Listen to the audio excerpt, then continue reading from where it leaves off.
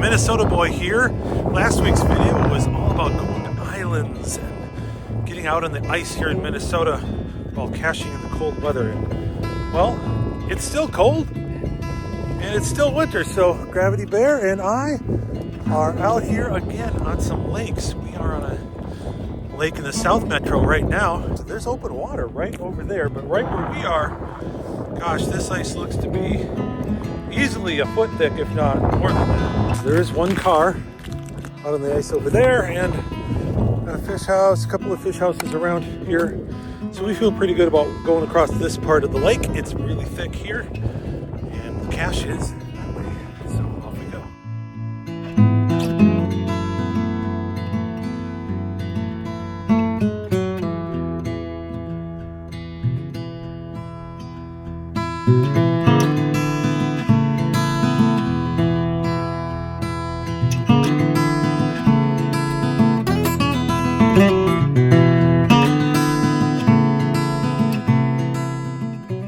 Never been on a frozen lake before.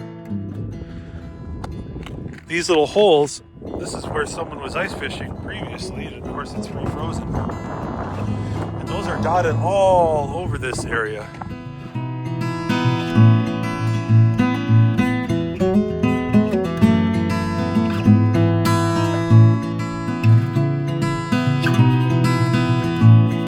I think we're there. We have found it.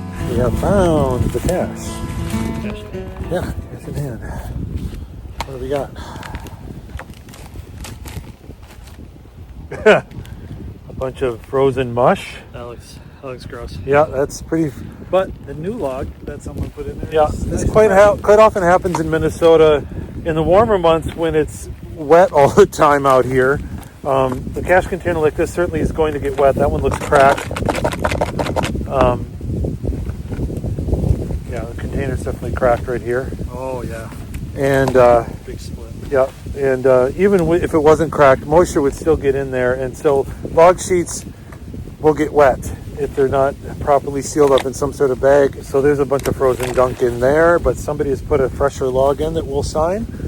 This time of year, of course, everything's frozen solid. We read in some of the logs that this container might be cracked or broken, and it is. So Gravity Bear brought a brand new container, Yeah.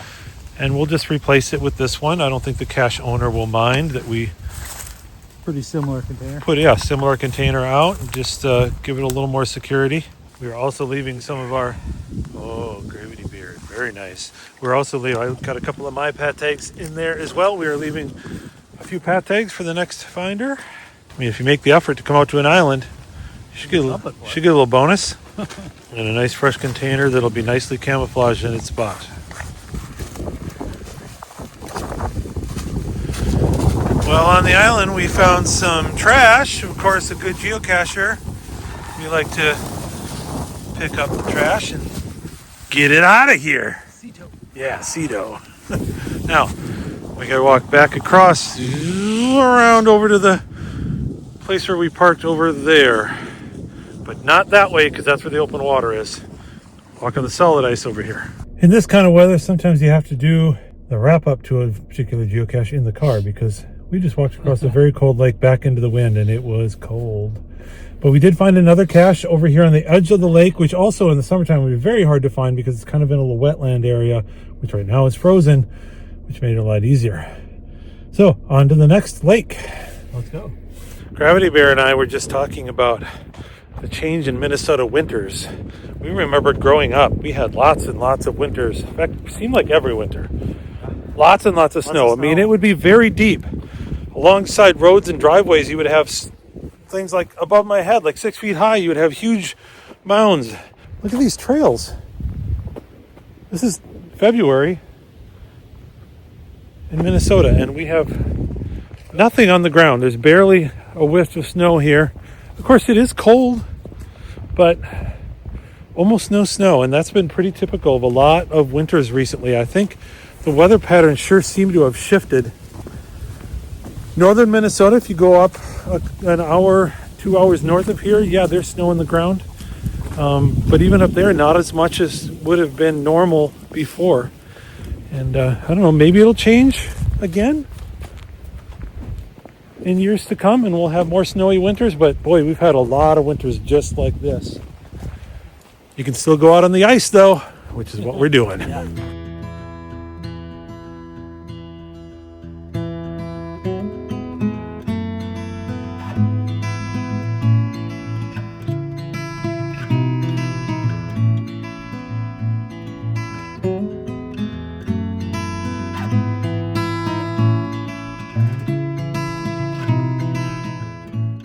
You ever canoed through a bunch of lily pads? Well, this is what happens in the wintertime. You get to walk through a field of lily pads. Cool. I don't know if you can see that on the camera, but the lily pads gather the sunlight, of course, so they get a little bit warmer, and then they start sinking into the ice. Look at that. That's quite a bit down. That's sunk quite a ways in there. Very cool. Forget it. I'm skating there. We are in one of the big regional parks here in the Twin Cities in this lake. I've walked around it on the trails, found some caches. We've never been out on it though. Now we are out on it. Again, ice is thick, really thick here. I'll try to put up a graphic right here. This is the recommendations we see every year for how thick ice needs to be before you can go do certain things on it, whether you can walk on it, whether you can take a four-wheeler on it, whether you can take your car on it, whether you can take your fish house out there or a big truck. It all kind of lays out in this kind of a graphic. We here in Minnesota see those things every year. They drill it into our heads as to how safe you should be on the ice. But I think walking on this ice is looking to be at least a foot, probably 18 inches thick. In most places it's really thick, so perfectly safe. Well, we made it safely to the island. We just walked across there. Now we just gotta go find the geocache. Let's see where that is. Yeah.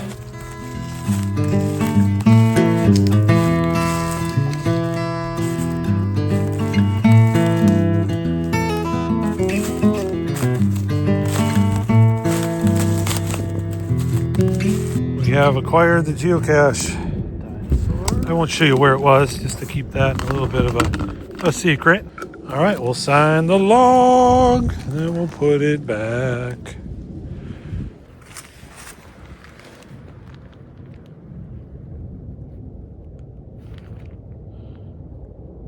Hey, Gravity Bear, what do you like about these island caches? Well, being able to walk out on the lake is the best part, I think. Yeah, you see a lot of cool things you don't see in the summertime, that's for sure. And we don't need a boat, which neither one of us has. Right. So it's a great opportunity to get out here. My favorite is just seeing the bubbles in the ice under the lake. Yeah, bubbles in the ice, it's cool. And those lily pads were cool. Yeah. Yeah, it's just like you see a different look of the park than we see when we're here in the summertime. Nice and quiet on here. It's nice and quiet too. Not a lot of people. Wow, when you're out caching and walking trails and walking across ice, you get a little famished. You gotta have a snack. Yeah. These are one of our favorites. We gotta have the meat and cheese sticks. And the great thing about being out in the wintertime is these stay nice and cold in your bag. That cheese is nice and stiff. If you carry these in the summertime, it gets kind of slimy in there. It gets kind of oily and slimy, but wintertime, no problem. Good snack. Well, we are on our way back to the car. We are almost done with this lake. We have gone all the way out to that island. Actually, we went to the other end of the lake because Tom had a puzzle final that was actually on the land on the other side of the lake. So we went and found that. We were walking across the lake to get back to the car because it was the shortest distance. If we took the trail all the way around, it was much longer. So we just went back across the lake. Whoa, be careful, don't slip. I'm being pretty careful because a few years ago we were out caching and I was sliding on ice and my foot broke through something like that. And then I fell forward and landed and broke a couple of ribs. So you don't want to do that. So we're being a little careful. I mean, we did slide a little bit, I have to say. We did do a little sliding. You can't not do a little bit of it. We see the trail up on the land ahead of us. So we're going to take that trail back to the car. And we got one more lake to do today. Well, here we are at another park and another lake. And we will be heading out to an island that's kind of out in front of me. Yep, that way. For one more island cache today.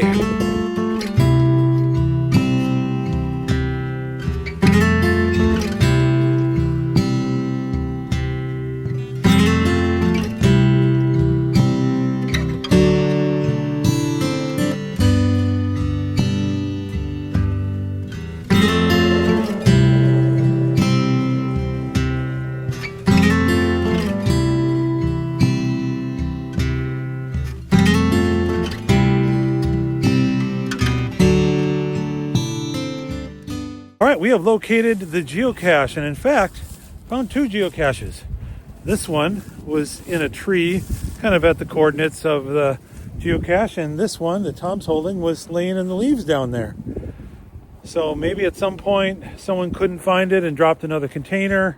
Well, the cache that we found in the leaves on the ground was last signed in 2021. February 21, so that's a long time ago. The Lang and Langley were here also in the wintertime walking on the ice. But since then, something happened to that container, ended up on the ground, probably got lost, nobody found it. Somebody replaced it with another container at some point. Maybe we'll look in the logs when we're in the car and try to figure out when that happened. But we're actually going to use the older container because it's in really good shape. It doesn't have any holes in it.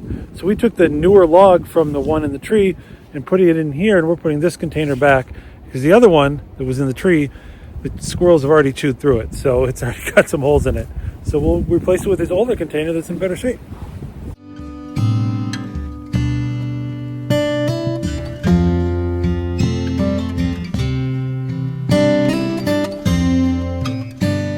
Well, that was a fun day of finding caches on islands again, walking on the hard water.